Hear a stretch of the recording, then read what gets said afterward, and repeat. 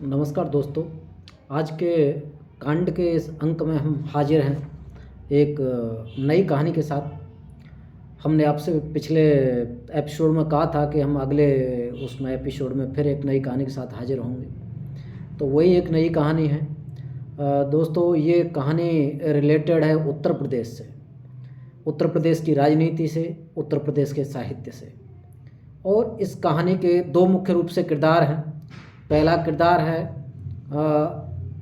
1990 के दशक का चर्चित चेहरा राजनीति का अमरमणि त्रिपाठी, जो 1989 में बीएसपी के टिकट पर पहली बार विधायक बना और उसके बाद वो लगातार 6 बार विधायक रहा। सरकार किसी की भी रही हो, न केवल वो विधायक रहा बल्कि हर सरकार में वो मंत्री भी रहा, क्योंकि जिसकी भी सरकार आती थी वो बंदा पार्टी छोड़ के उस जो प्रेजेंट की जो गवर्नमेंट होती थी उसमें वो दल बदल लेता था। तो ये था उसका मतलब, कोई भी सरकार रहे लेकिन उसको सत्ता में रहना जरूर है। तो और दोस्तों, दूसरा चेहरा है मधुमिता शुक्ला, 90 के दशक की मशहूर कवित्री, एक काव्य के क्षेत्र में उठता हुआ नाम।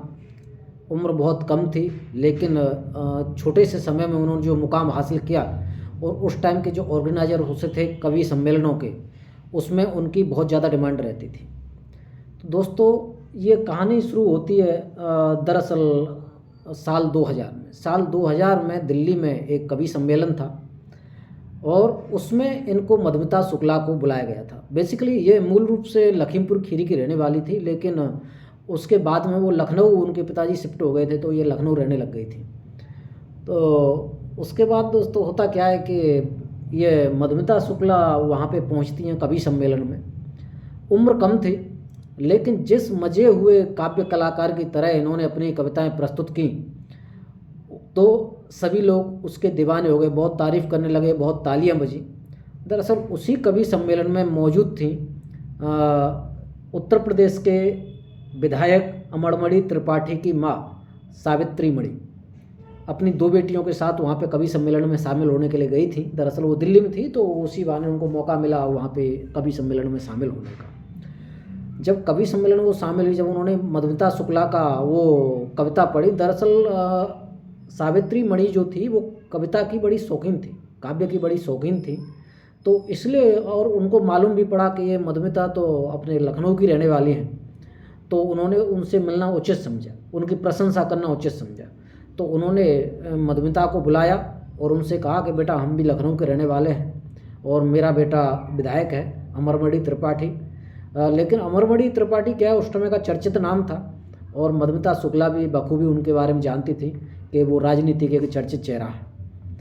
तो उन्होंने एक उनकी प्रशंसा की, उनको इनकरेज किया और उसके बाद उनको अपने घर पे आने का निमंत्रण दिया कि जब तुम लौट के लखनऊ आओ तो वहाँ पे हमारे घर पे ज़रूर आना मिलने के लिए। और बेसिकली होता क्या है, दोनों एक ही कास्ट से थी, एक ही समाज से थी, तो इसलिए उन्होंने हामी भर दी। कोई दिक्कत नहीं कि भाई इतना बड़ा सक्सेस चेहरे की अमरमणि त्रिपाठी की माँ अगर उनको निमंत्रण दे रही हैं तो ये उनके लिए बड़ा सम्मान का बात है। तो उन्होंने उसको स्वीकार कर लिया, उनके निमंत्रण को। उसके बाद होता क्या है कि ये लखनऊ आती हैं। लखनऊ आने के बाद में वहाँ पे उनके निवास पे मिलने जाती हैं। वहाँ कुछ गर्मजोशी की बातें होती हैं और धीरे धीरे ये सिलसिला चल निकलता है। सिलसिला निकलते निकलते ये टाइम निकल जाए। कई बार उनकी माँ उनके घर पे, मधुमिता के घर पे आती है और कई बार मधुमिता उनके घर पे जाती है। उसी के सिलसिले में दरअसल एक बार ये मधुमिता उनके घर पे मिलने गई थी, तो उसी टाइम अमरमणि का अपने घर आना होता है। तो उनकी अकस्मात ही उनकी उनसे मुलाकात हो जाती है। तो दरअसल अमरमणि भी मधुमिता के बारे में जान चुके थे क्योंकि उनकी माँ ने उनसे बहुत प्रशंसा उनकी की थी। तो उनको सब मालूम पड़ गया था कि वो कवयित्री हैं और ऐसे ऐसे कवि सम्मेलन में बहुत अच्छी कविता कहती हैं। तो उन्होंने उनसे कहा कि कुछ हमारे लिए भी 4 लाइन लिखिए हमारे पॉलिटिकल प्रचार के लिए। तो मधुमिता ने क्या है कि वहीं की वहीं कुछ लाइनें लिख के उनको दे दी। तो वो बड़े खुश हुए और उसके बाद में उन्होंने परमानेंट उनको अपने लिए सेलेक्ट कर लिया कि हमारी जो भी प्रचार हुआ करेगा उसके लिए आप कविता की कुछ लाइनें, आप हमारे लिए भाषण की कुछ लाइनें लिख के दिया करेंगे।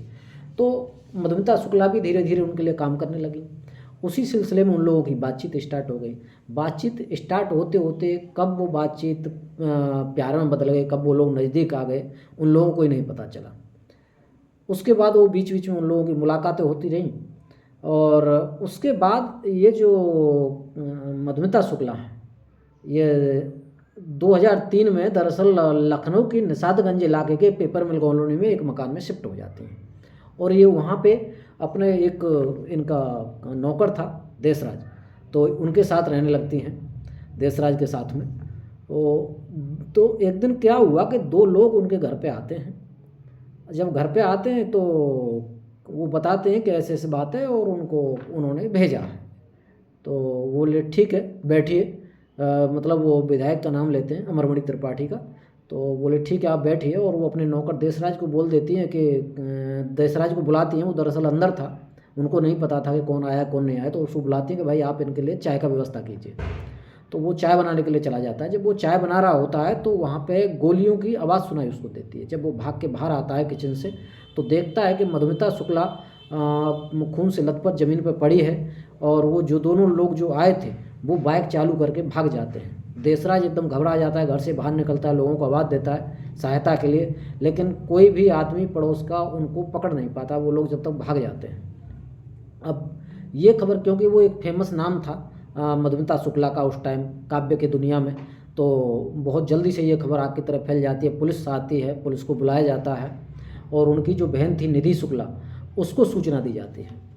जब उनको सूचना दी जाती है तो दरअसल वो आके एफआईआर दर्ज कराती हैं, पुलिस में कंप्लेंट देती हैं कि उनकी बहन की हत्या हो गई है। पुलिस एफआईआर दर्ज कर लेती है। उसके बाद उनकी जो लाश है उसको पोस्टमार्टम के लिए लेके जाया जाता है। लेकिन वहाँ पे तब तक किसी को ये पता नहीं था कि इसमें अमरमणि त्रिपाठी का भी हाथ है। जब अमरमणि त्रिपाठी वहाँ पे जब आते हैं जहाँ उनका पोस्टमार्टम हो रहा था हॉस्पिटल में, तो वो फुल टाइम वहाँ पे रहते हैं। लेकिन तब तक यही था कि भाई अमरमणि त्रिपाठी के लिए वो काम करती थी पार्टी के लिए और उनके घरेलू संबंध थे, इसलिए एक सांत्वना देने के उसमें वो अमरमणि त्रिपाठी वहाँ पे आए हैं। तो फुल का उसमें वो रहते हैं और उसके बाद में फिर उनके जो डेड बॉडी है उसको पोस्टमार्टम होने के बाद तो उसमें एक खबर आती है कि भाई गोली लगी है और गोली बहुत नज़दीक से मारी गई है। तो पहले तो पुलिस का ये था कि लूटपाट के एंगल से वो दर्ज किया गया था, लेकिन बाद में जब सीनियर अधिकारी मौके पर आए तो उन्होंने देखा कि कोई कुछ सामान तो चोरी हुआ नहीं है और ये चोरी का तो एंगल नहीं लगता, ये केस कुछ और है। लेकिन उसका राजनीतिक प्रभाव इतना ज़्यादा था अमरमणि त्रिपाठी का, कोई भी पुलिस अधिकारी ज़्यादा कुछ कर नहीं पाता है। और वहाँ से उसकी अमरमणि त्रिपाठी उसकी जो डेड बॉडी है उसको लखीमपुर खीरी उनके पैतृक गांव उसके फाइनल क्रियाक्रम के लिए वहाँ पे भेजने की व्यवस्था करता है। और वो दरअसल लखनऊ से लखीमपुर खीरी था 140 किलोमीटर, तो वहाँ से लेके गाड़ियाँ उसको निकल जाती हैं। लेकिन उसी टाइम होता क्या है, दरअसल लखनऊ के एसएसपी अनिल अग्रवाल को एक गुप्त सूचना मिलती है कि आप इनका अंतिम क्रियाक्रम रुकवा दीजिए, पोस्टमार्टम रिपोर्ट में सही तरह से काम नहीं किया गया। ये दरअसल पोस्टमार्टम रिपोर्ट जो है वो मैनिपुलेटेड है, तो आप इसको पोस्टमार्टम रिपोर्ट को दोबारा करवाने का व्यवस्था कीजिए और आप कैसे भी गुप्त तरीके से, किसी को मालूम नहीं चलना चाहिए, इसका जो व्हीकल एम्बुलेंस लेके गया है उनकी डेड बॉडी को उसको डाइवर्ट करवाइए, आप वापस बुलाइए और दोबारा पोस्टमार्टम कराइए। दरअसल पुलिस को जब दोबारा सीनियर अधिकारी वहाँ मौके पहुँचे थे तो उनको कुछ डायरी मिली थी और उस डायरी में ये जिक्र था कि मधुमिता शुक्ला जो है वो गर्भवती हैं और उनके पिता का जो नाम है वो अमरमणि त्रिपाठी है और ये मतलब वो पहले 2 बार उनका अबॉर्शन हो चुका है और ये तीसरी बार है और अमरमणि त्रिपाठी जो है वो उन पर दबाव डाल रहे हैं, लेकिन ये बच्चा जो है अमरमणि त्रिपाठी का, ये उसमें लिखा हुआ था। तो गुप्त सूचना जब मिली उसको एसएसपी को, तो एसएसपी ने फ़ौरन ही गुप्त रूप से एम्बुलेंस को ड्राइवर को सूचित किया और जो पुलिस थी उनके साथ में उनके विश्वस्त जो पुलिस थी उनको सूचित किया, तो वो तुरंत ही उसको लेके वापस एम्बुलेंस लखनऊ पहुँच जाती है। उसके बाद में दोबारा से पोस्टमार्टम की प्रक्रिया शुरू होती है। जब दरअसल राजनीतिक दबाव में कुछ चीज़ें उसमें छुपा दी गई थी। दरअसल उसकी बहन से पूछताछ करते हैं तो बहन बोलती है हाँ ये इनके साथ कई सालों से मतलब 2-3 सालों से रिलेशनशिप में थी और 2 बार पहले ही वो प्रेग्नेंट हुई हैं, लेकिन उस टाइम उसका अबॉर्शन करवा दिया गया। तो फिर पुलिस जो बहुत ईमानदारी से जो अनिल अग्रवाल थे वो उसका पोस्टमार्टम कराते हैं। पोस्टमार्टम में ये चीज़ कन्फर्म होता है कि वो 7 महीने की गर्भवती है। तो वो अपने सामने ही उस जो बच्चा उनके पेट में पल रहा था उसका मधुमिता शुक्ला के में उसका डीएनए सैंपल लिया जाता है। और उसके बाद में जो डायरी थी उसके आधार पे उसको बुला के अमरबड़ी त्रिपाठी को बुला के उनका डीएनए सैंपल लिया जाता है। कुछ टाइम बाद डीएनए सैंपल की रिपोर्ट आ जाती है, उसमें ये कन्फर्म हो जाता है कि इसके जो है असली जो किरदार हैं वो यही है, अमरमणि त्रिपाठी, यही इसका बाप है और हो सकता है इसी का हाथ हो। उसके बाद उसकी जो बहन है निधि अग्रवाल उसके अमरमणि त्रिपाठी और उस अगर अमरमणि त्रिपाठी के उसमें रिपोर्ट दर्ज करा देती है, उसके नाम से एफआईआर दर्ज करा देती है। लेकिन उसका राजनीतिक प्रभाव इतना था कि उसको पुलिस अरेस्ट नहीं कर पाती है। लेकिन जब हंगामा ज़्यादा बढ़ने लग जाता है, मायावती की सरकार थी तो वो उसको पुलिस को फिर बोलती है तो उसको गिरफ्तार कर लिया था अमरमणि त्रिपाठी को। लेकिन वो जो जब पुलिस कुछ ज़्यादा कुछ खास करती नहीं है तो वो उनको सीआई क्राइम ब्रांच को सौंपने के लिए बोलती हैं। तो बहुत ज़्यादा जब दबाव पड़ता है तो वो केस जो है क्राइम ब्रांच लखनऊ को ट्रांसफ़र कर दिया जाता है। तो क्राइम ब्रांच लखनऊ के एसपी थे दरअसल राजेश पांडे उस समय के, वो बहुत ही ईमानदारी से इस केस पर कार्रवाई शुरू कर देते हैं। लेकिन उसी टाइम राजेश पांडे का ट्रांसफ़र कर दिया जाता है। उसके बाद में दो सीआईडी के फिर ये केस बहुत ज़्यादा दबाव पड़ता है तो सीआईडी को मतलब सीबीआई को ट्रांसफ़र करने के लिए उनका दबाव आ रहा था। लेकिन उसको सीबीआई को न ट्रांसफ़र कर सीआईडी को ट्रांसफ़र कर दिया जाता है। उसके बाद दो जो अधिकारी हैं सीआईडी के वो वहाँ पे अमरमणि त्रिपाठी के घर पर पूछताछ करने के लिए पहुँचते हैं। तो मायावती सरकार द्वारा उन दोनों ही अधिकारियों को सस्पेंड कर दिया जाता है। फिर उसके बाद बहुत हंगामा होता है कि आप इनको बचा रहे हैं, आप क्रिमिनलों को, और आप इनका खुलेआम समर्थन कर रहे हैं और एक तरफ आप लॉ एंड ऑर्डर की बात करते हैं।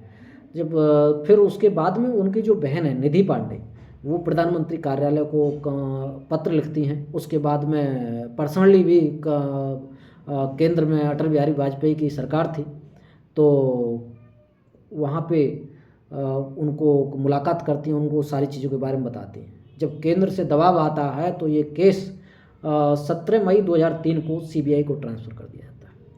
और सीबीआई इसमें क्या है कि सीबीआई इसमें छानबीन करती है और उसमें पता लगाती है इस केस में यही नहीं, इस केस में टोटल 6 लोग शामिल थे। अमरमणि, उनकी पत्नी मधुमणि, और इसमें एक उसका जो ये था मधुमणि का भतीजा जो था रोहित चतुर्वेदी। दरअसल रोहित चतुर्वेदी का रोल ये था कि जब इनकी मेल मुलाकातें होती थी मधुमिता शुक्ला की अमरमणि की तो कहीं से उड़ती उड़ती सूचना मधुमणि के पास आ गई थी। तो मधुमणि ने क्या है अपना उसका जो भतीजा था रोहित चतुर्वेदी उसको उसके पीछे लगा दिया। तो एक दिन जब वो अमरमणि त्रिपाठी उससे मधुमिता से मिलने के लिए उसके घर पे गया तो उसको दरअसल उसने रोहित चतुर्वेदी ने मधुमणि को फ़ोन कर दिया और मधुमणि ने मौके पे जाके ही रंगे हाथों उसको अमरमणि को गिरफ्तार कर लिया। तो गिरफ्तार नहीं किया, सॉरी, अमरमणि को पकड़ लिया। तो बहुत ज़्यादा हो हंगामा हुआ तो अमरमणि ने फिर सारी सच्चाई उसको बता दी कि भाई ऐसा ऐसा ये मेरे को ब्लैकमेल कर रही है। फिर उसके बाद मधुमणि के दिमाग में वो औरत थी, नहीं चाहती थी उसके पति पे कोई और हक जमाए, तो वो एकदम क्रोध में आके वो कहती है इसी को अगर रास्ते से हटाया दिया जाए तो। उसके बाद वो मर्डर का प्लान बनाते हैं और जो रोहित चतुर्वेदी उसका भतीजा था उसको बोलते हैं। रोहित चतुर्वेदी 2 शूटरों की व्यवस्था करता है, एक संतोष राय और एक प्रकाश पांडे, ये 2 शूटर थे। और कहने के मुताबिक वो दोनों 9 मई 2003 को लखनऊ में निषादगंज एरिया में जहाँ पे वो रहती थी पेपर मिल कॉलोनी में उसके मधुमिता शुक्ला के निवास पे जाकर उसकी गोली मारकर हत्या कर देते हैं। तो पुलिस सभी को गिरफ्तार करती है, चार्जशीट दाखिल होती है और जब केस चलता है तो 24 अक्टूबर 2007 को दरअसल होता क्या है उसके बाद भी उत्तर प्रदेश में कुछ कोई खास हो नहीं पा रहा था तो उन्होंने सुप्रीम कोर्ट में एक अर्जी लगाई और इस केस को उत्तराखंड ट्रांसफ़र करने के लिए सिफारिश की। तो उधर सुप्रीम कोर्ट का आदेश आया और ये केस उत्तराखंड हाई कोर्ट में ट्रांसफ़र कर दिया गया। फिर उसके बाद 23 सितंबर 2003 को तो वो अरेस्ट ही हो गए थे। 24 अक्टूबर 2007 को नेट 4 साल बाद उनको 6 लोगों को उम्र कैद की सज़ा होती है, जिसमें उनकी पत्नी और अमरमणि त्रिपाठी, उसका भतीजा, और संतोष पांडे राय और प्रकाश पांडे। तो ये लोग थे। और एक और लोग कोई बताया, उसमें उसका नाम डिस्क्लोज नहीं किया गया दरअसल, तो वो था, उम्र कैद की सज़ा होती है। फिर उसके बाद उनको 2007 के 2012 में गोरखपुर की सेंट्रल जेल में उसको ट्रांसफ़र कर दिया जाता है। वो क्योंकि अपना कुछ रसूख का इस्तेमाल करके उधर ट्रांसफ़र ले आता है। फिर उसके बाद में वो अखिलेश यादव की सरकार आती है 2012 के बाद में, वो उनसे गुहार लगाता है अपने को रिलीज करने के लिए कि अखिलेश यादव उसको अनसुना कर देते हैं। और वो लेकिन वो अपने बीमारी का बहाना लगा के वो और उसकी पत्नी अपने को मेडिकल कॉलेज के VIP लॉज में अपने को ट्रांसफ़र करा लेते हैं। तो उनका कुछ टाइम तो यही चलता रहता है, कभी जेल, कभी हॉस्पिटल, कभी जेल, कभी हॉस्पिटल, ऐसे ऐसे करते करते साल आ जाता है 2023। 2023 में योगी आदित्यनाथ की सरकार अगस्त माह 2023 में उनके सही चाल चलन की वजह से उनको जेल से रिलीज कर देती हैं। और आज वो और उसकी पत्नी खुले में घूम रहे हैं और अपना बढ़िया जीवन यापन कर रहे हैं। और लेकिन उनकी जो बहन है निधि पांडे, मधुमिता शुक्ला की, वो आज भी अपने हक की और वो न्याय दिलाने की लड़ाई सुप्रीम कोर्ट तक लड़ रहे हैं। दोस्तों, इस कहानी को सुनाने का मकसद आपको परेशान करना नहीं था, क्राइम के बारे में आपको सचेत करना था। आपको सचेत करना था कि नेता लोग अपने पावर, पैसे के दम पे, अपने नेतागिरी के दम पे क्या क्या क्राइम करते हैं, बड़े बड़े क्राइम करते हैं, और फिर उसी पावर के दम पे वो उस क्राइम को छुपाते भी हैं, और उनके सामने कोई अधिकारी, कर्मचारी भी कुछ नहीं कर पाते हैं। तो आपको क्राइम के प्रति सजग करना था कि अगर आपके साथ ऐसा होता है तो आप उसका डटकर मुकाबला कीजिए, क्राइम से डरिए नहीं, क्योंकि कानून है। अगर आप लास्ट तक कोशिश करेंगे तो क्रिमिनल को सज़ा जरूर होगी, जैसे अमरमणि त्रिपाठी और उसकी पत्नी को हुई कि उन्होंने 2007 से 23 तक, यानी कि 13 और 3 16 साल उनको जेल में बिताने पड़े। 16 साल जेल में एक बहुत लंबा टाइम होता है। आदमी अपने जो भी करता है वो सब भुगत लेता है इतने लंबे टाइम में। तो दोस्तों, अगर आपको हमारी ये कहानी अच्छी लगी हो तो हमारे इस वीडियो को लाइक करें, चैनल को सब्सक्राइब करें, बेल आइकन ज़रूर दबाएं, जिससे अगली कोई कहानी हम लेके आएँ तो उसमें आपको नोटिफिकेशन ज़रूर मिल जाए और आपको क्राइम की नई नई कहानियाँ सुनने को मिले। तो आज के एपिसोड में इतना ही। अगले एपिसोड में फिर हाजिर होंगे एक नई कहानी के साथ। तब तक के लिए हमें विदा दीजिए। बहुत बहुत नमस्कार।